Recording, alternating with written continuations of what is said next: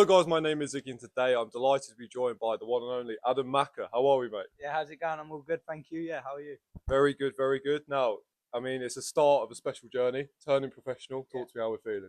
yeah, I can't wait to just sort of get started. I've shown what I can do in the amateurs, and I can't wait to sort of show the same as a professional. I've been on the world stage as an amateur, and it's going to be no different now. Starting off, you're kicking it off the biggest and best way you possibly can. Sam Jones, Eddie Hearn, New York. Yeah, It's a hell of a way to start. Just talk to me about how we're feeling going out there for your professional debut. yeah. Look, I couldn't have asked for a better manager, the best promoter in the game as well, and Madison Square Garden debut.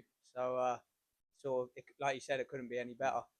Yeah, And I can't wait to get started. talk to me about what it's like working with someone like Eddie, because a lot of fighters they take their time to build up to fight for someone like Matchroom, but to be with him straight away and to be someone that he's targeted from the amateurs, what does that mean to you? Obviously it means a lot to me, but it's nothing that I didn't expect from myself, even from a young age. That was my goals.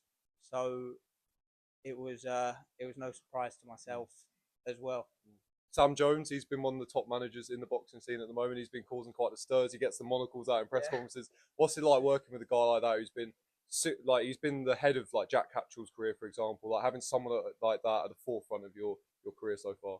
Yeah, look, obviously he's shown what he can do with the top fighters like Jack Cattrall, even the young prospects, Cameron Vong, Hamza Udin, and getting them on the big stages, getting them on the good shows, and I don't think, and he's doing a great job with me getting me on the Madison Square Garden as well.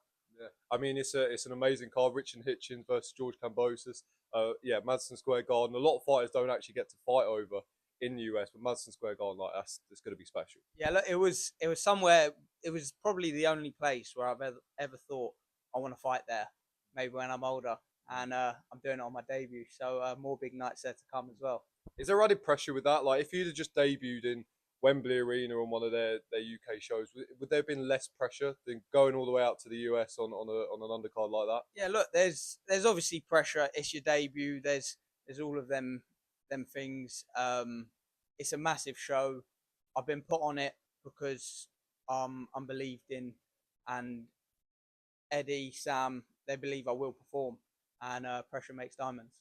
We've seen a lot with a lot of Eddie's sort of up and coming fighters that maybe they've let the pressure get to him. I think a lot of his US fighters, especially, they've had a couple of defeats. How important is it to manage your career? Like you're young at the moment, right? So how important is it to manage your career correctly going forward to progress? Well, look, it's for me. I've with the pressure. I've been on big world stages, representing England, representing Albania. I've I've had the pressure sort of throughout my whole amateur career as well. Um, People always come into my ring expecting a good show, expecting a good fight. So it's nothing that I sort of haven't had before, and I've never really let it affect me. Your amateur pedigree is something we've seen, a multiple time national champion. How much has that influenced you going into the pros? Like, how much can you take from that? Yeah, look, obviously, professional boxing, amateur boxing is they're two different sports, but but I'm gonna turn up where no matter where it is. I always turn up. What can the junior welterweight division expect from you coming up? Because obviously it's going to be the progression for over the next coming years. But what can they expect from you coming up? Knockouts, fireworks. Obviously, you've got the inner ways. Yeah, You've got all the BAMs. And yeah. I just feel like I've got much more to give. When fighters make their professional debuts, like what will be going through your head when you make that first ring walk? Because that's something a lot of fighters dream of. You only get one professional debut. Like, Yeah. what's going to be going through your head when you're making that walk? Yeah, look, it is only like you said, you only get one, so I just want to sort of take it all in. Um, for me, I don't really think about fighting until that bell goes. I sort of have a switch. As soon as the bell goes, it turns on, and I go into that kill mode. Um, I walk into the ring, I'll probably just be about what I'm gonna have for dinner later on.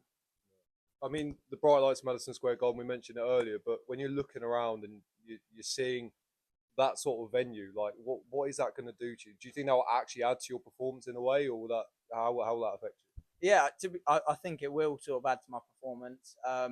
I'll have my family there. I'll have all my friends there. I have people watching, and I like putting on a show. So the bigger the stage, the more I can put on a show. When you're back in the UK, you've obviously the fans will come out. What is it like that having a fan base that will sort of travel to the US and that will be watching, staying up to be able to see you perform in your pro debut? Yeah, look, I have sort of the best friends you can get. I've got about 6 of my friends coming out. I've got all my family coming out, and it means a lot to me, sort of having that support, and it shows that they believe in me as well. We half mentioned the main event there, but what do you make of the main event? Obviously, Hitchins, Kambosos. It was a really good fight. Kambosos had a few losses recently. What do you make of it? Yeah, look, it's a great fight. Kambosos, he's gone over there twice, and he's had 2 wins, and it's a great fight. It's a tough one to call. I don't think I can pick a winner on that. But it is a great fight. Obviously, the British boxing scene at the moment is riling up right now. Obviously, the success of Fisher versus Allen at the Copper Box. You slotting into that British boxing scene, like it's going to be incredible the next sort of couple of years. Yeah, so the British scene at the moment, like Leo Atang, me, Giorgio Visioli, Cameron Bongs, it's great for boxing at the moment, and definitely taking over any other country in the world. You mentioned the new way there. Obviously, he's one of the pound for pound greats. But where do you see his career at the moment? Because obviously, he got dropped in his last fight. People are saying that he needs to fight Nick Bull, etc. Like, where do you see him going from there? Yeah, look, in a way, he's a great fighter, but I don't. I believe that I'm the greatest fighter on the planet. So, I don't watch much boxing. So even in a way, his last fight, I didn't see it. So you mentioned that you don't watch much boxing. Like, how much does that affect you in any way? Like, a lot of fighters put a lot into film study and watching and studying, etc. But you don't? Now, for me, to be honest, I just like when I get in the ring, I work with what's in front of me. I don't watch my opponents. I just sort of get in and I sort of work with what's there because I can box, I can fight, I can sit on the back foot, I can push you back. So it doesn't really affect me. Where did your boxing journey start? Started down at Fisher's Gate, down in Fisher's Gate, when I was 5 years old, and had great coaches there: Dale Carey, Steve Reed, Justin Murphy, Mark Berry, and it was a great team down there. I won 17 out of 24 fights with them. Lost my first 3, and then I moved on to Rumbles, Billy Rumble, Charlie Rumble. I had 20, 25 fights with them. I went 24 wins in a row with them, and then obviously I've been to Ropes and Glory up in Chatham where I'm at now with Dan Wallage, and it's been a great journey so far. You mentioned having 3 losses at the start of your sort of boxing journey. A lot of people would maybe quit at that sort of point, maybe think it's not for them. What made you keep going and think? Did you know that boxing was that for you? To be honest, from the first time I sparred when I was about 7 years old, I loved boxing. I loved the fighting, and taking them 3 losses, it was more of a I want to get that back. I want to show that I can do this. So I never really let it get to me. Someone part of the camp. I want to get in, Lou. If we can get you in, mate. We can get you in. Yes, slot in. Yeah, you're a big part of camp. Can you just talk to about how Adam's progressing and what we can expect?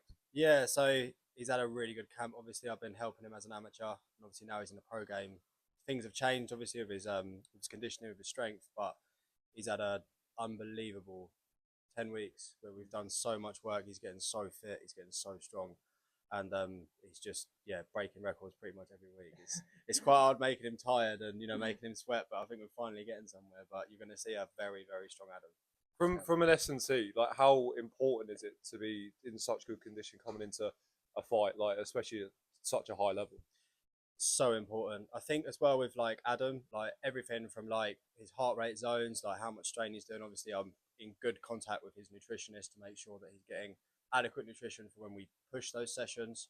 Obviously, it works well with like I speak to Dan quite regularly about like if he's got hard sparring, then we pull things. But everything is like I said at the moment with him and his camp. If everything is locked tight, we are so on top of everything at the moment, and you're going to see a serious Adam.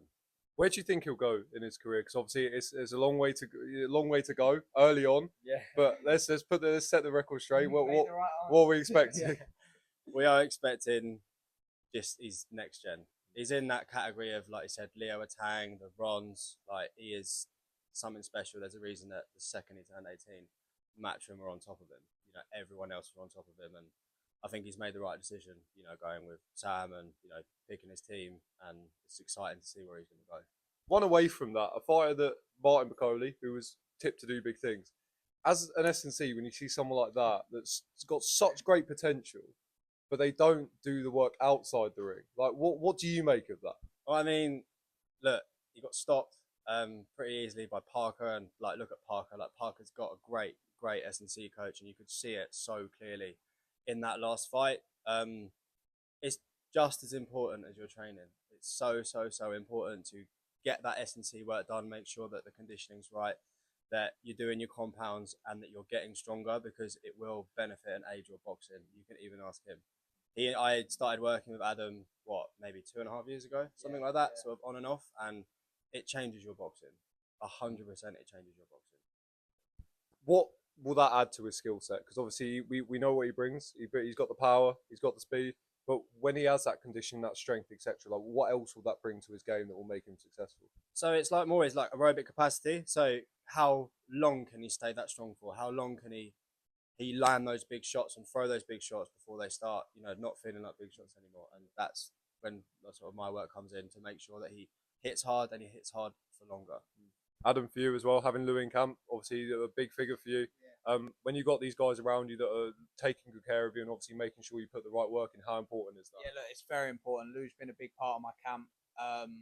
Even some mornings, I'd text him at 6 in the morning asking if we can change times, and he's on it for me. He helps me out a lot. This camp especially, I feel so much stronger. I'm hitting much harder.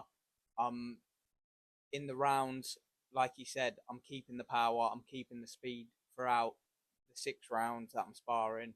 Throughout the 6 rounds, I'm doing pads, bags, and yeah, Lou's been a massive part of it.